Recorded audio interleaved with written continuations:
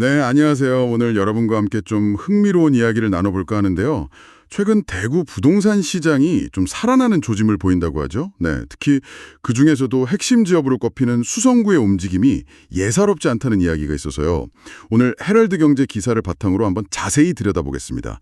왜 하필 수성구가 이 회복세를 이끄는지, 배경은 뭔지, 또 이게 앞으로 대구 전체 시장에는 어떤 영향을 줄지 그런 것들을 좀 깊이 파고들어보죠. 자, 바로 시작할까요? 네, 좋습니다. 기사를 보면요. 올해 들어서 대구 부동산 시장에 확실히 좀 긍정적인 변화가 감지된다? 이런 내용이 나옵니다. 근데 흥미로운 건 시장 분위기를 좀 가늠하는 바로미터라고 하잖아요. 이 수성구가 회복 흐름을 딱 주도하고 있다는 거예요. 네, 맞아요. 그 수치를 직접 보면 더 와닿으실 텐데요. 한국부동산원 자료를 보니까 올해 1월에 대구 아파트 매매가 1,469건이었는데 이게 5월에는 2,065건까지 꾸준히 늘었어요. 오, 꽤 많이 늘었네요. 네. 근데 정말 놀라운 건요.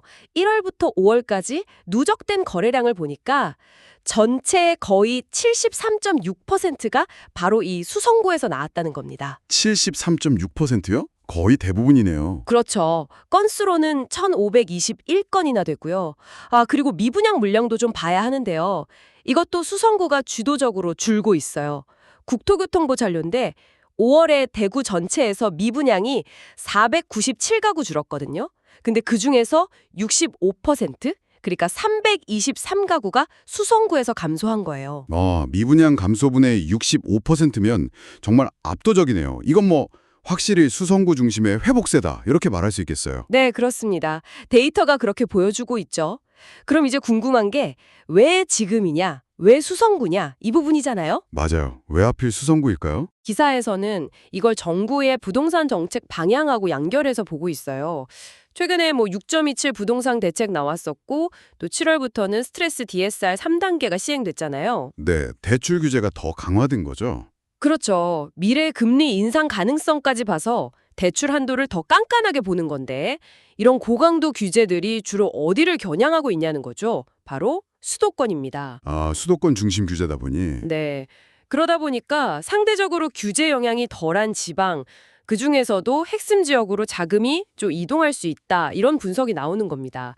소위 말하는 풍선 효과죠. 풍선 효과요? 네. 기사에 인용된 한 부동산 전문가 의견도 비슷한 맥락인데요. 수도권 규제가 강화되면 자연스럽게 자금이 지방의 핵심 지역으로 눈을 돌릴 수 있다는 거예요.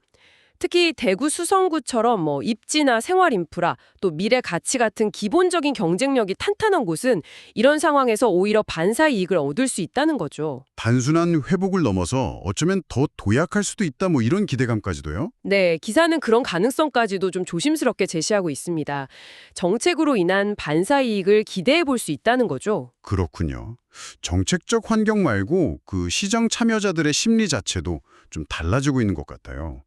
주택산업연구원에서 매달 발표하는 아파트 분양 전망 지수라는 게 있잖아요.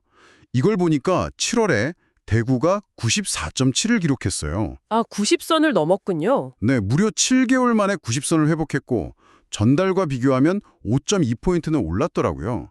이거는 하반기 시장을 좀 더 긍정적으로 본다는 신호 아닐까요? 그 지표는 상당히 중요합니다. 확실히 시장 참여자들의 심리가 좀 개선되고 있다는 걸 보여주는 거거든요.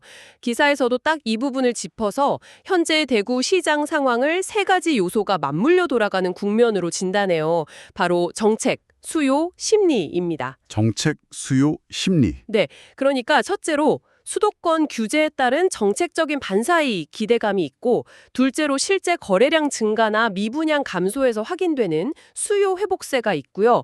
그리고 마지막으로 방금 말씀하신 그 분양 전망지수 상승 같은 시장 심리 개선 이 세 가지가 지금 긍정적인 방향으로 함께 작용하고 있다는 분석인 거죠. 이 세 박자가 맞아떨어지면서 시너지를 내고 있다. 이런 이야기군요. 맞습니다. 그래서 수성구에서 시작된 이 좋은 흐름이 하반기에는 대구 전체 시장으로 좀 더 퍼져나갈 수 있지 않을까 하는 전망을 내놓고 있는 겁니다. 그렇군요. 그럼 이 모든 정보들을 종합해 볼 때 이게 여러분께 시사하는 바는 뭘까요? 단순히 대구 수성구 집값이 오르냐 내리냐 이런 걸 떠나서요.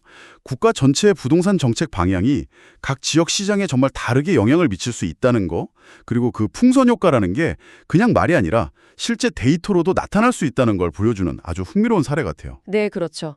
정책 변화 하나가 자금의 흐름을 바꾸고 또 그게 시장 참여자들의 심리에 연쇄적으로 영향을 미치는 과정을 우리가 지금 보고 있는 셈이죠. 오늘 기사를 통해서 우리가 정책, 수요, 심리 이 세 가지 축을 중심으로 살펴봤는데요. 여기서 한 걸음 더 나아가서 생각해 볼 만한 질문이 있을 것 같아요. 이 세 가지 외에 앞으로 대구 부동산 시장, 특히 수성구의 향방에 영향을 줄 수 있는 또 다른 변수는 없을까 하는 거죠. 아, 잠재적인 변수들이요. 예를 들면 어떤 게 있을까요? 기사에서 직접적으로 다루진 않았지만 예를 들어서 지역 내에 또 다른 대규모 개발 계획이 구체화된다거나 아니면 우리가 예상하지 못한 어떤 금리 변동 같은 거시경제 상황 변화 같은 것들이요. 이런 잠재적 변수들이 현재의 이 회복 흐름을 더 강하게 만들지 혹은 또 다른 변수로 작용하게 될지 이런 부분들을 계속해서 좀 눈여겨볼 필요가 있을 것 같습니다. 앞으로 지켜봐야 할 흥미로운 포인트가 되겠죠? 네, 그렇네요. 오늘은 대구 부동산 시장의 회복 신호 그리고 그 중심에서 주목받고 있는 수성구의 역할에 대해 헤럴드 경제 기사를 통해 좀 깊이 있게 이야기 나눠봤습니다. 오늘 나눈 정보가 여러분께서 시장을 이해하시는데 조금이나마 도움이 되었기를 바랍니다. 다음에 더 흥미로운 분석으로 다시 찾아뵙겠습니다.